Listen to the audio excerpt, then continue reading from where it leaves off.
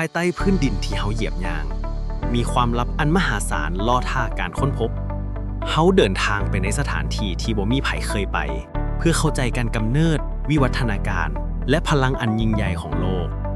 จากหินที่บ่มีค่าสู่วัตถุดิบที่สร้างอนาคต สบายดี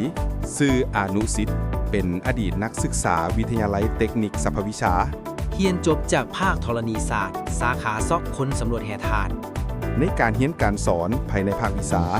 มีด็อกเตอร์และอาจารย์ เพิ่นที่มีประสบการณ์สูง เพิ่นมีประสบการณ์ผ่านการลงศึกษาทางด้านธรณีศาสตร์ และบ่อแห่หลายโครงการ ทั้งภายในประเทศและต่างประเทศ พร้อมถ่ายทอดบทเรียน และสร้างนักศึกษาให้กลายเป็นนักวิชาการทางด้านธรณีศาสตร์บ่อแห่ให้มีความรู้ทางด้านทฤษฎี ความเข้มแข็งทางด้านวิชาการ ซึ่งปัจจุบันเฮ็ดเวียกเป็นวิชาการอยู่บริษัทเพชรทองคำขุดค้นแห่ธาตุ